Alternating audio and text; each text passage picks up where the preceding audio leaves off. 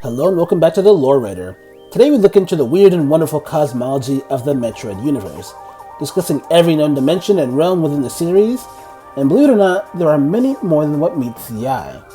So without further ado, let's start at the beginning. Starting with the normal universe, there are actually things worth noting that you might not have known.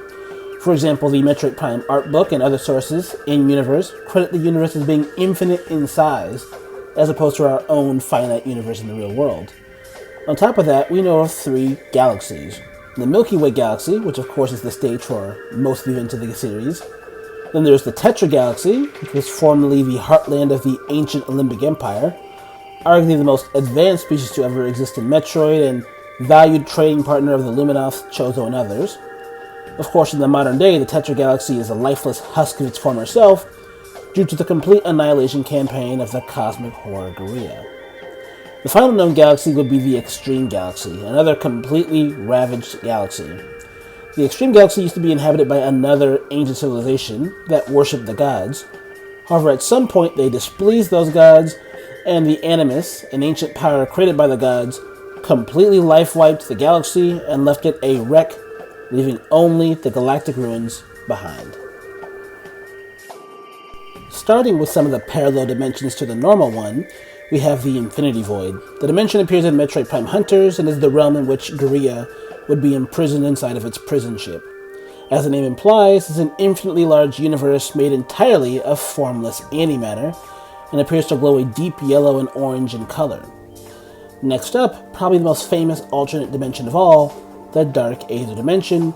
Called a trans-dimensional duplicate, this dimension was created by the collision of a Leviathan with the surface of planet Aether, whose unique energies caused the creation of this universe, and linking the two as things that occur in the normal world happen in Dark Aether.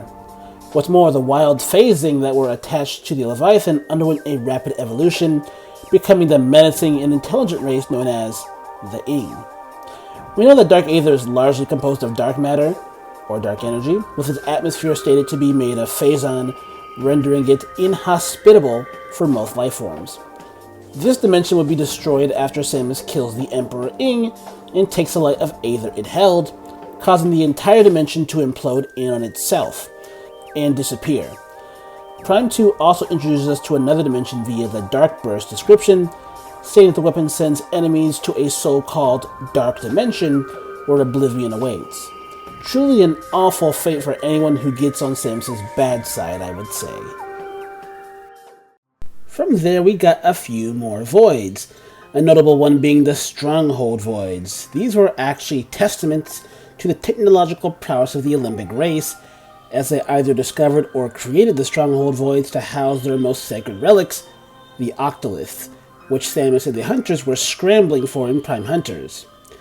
Then there is the Animus' void, a dimension locked behind the Gates of Judgment, which requires a sacrifice to open, and as its name implies, it is this Animus, the power of destruction, that is housed, though who created this realm is another matter altogether, as all we really know is that the ancient civilization sealed away the Animus here.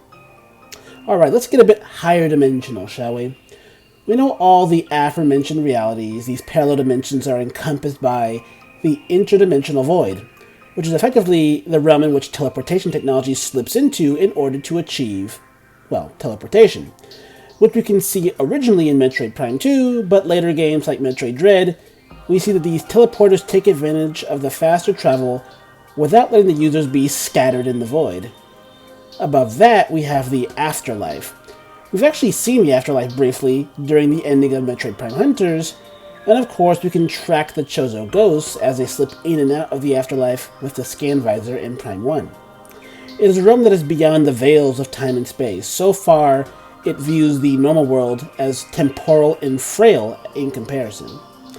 This is where the souls of the starborn races, the ancient advanced civilizations, go to. Think the Olympics and the Chozo. If it's where humans, space pirates, and other races go, well, we cannot say. Finally, a few speculative realms to cap off the video.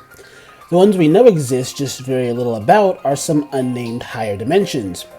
We'll learn from other Rim that Phantoon is a being so huge that he must exist across multiple dimensions. But important to us, he travels to several higher dimensions. Note the plurality there.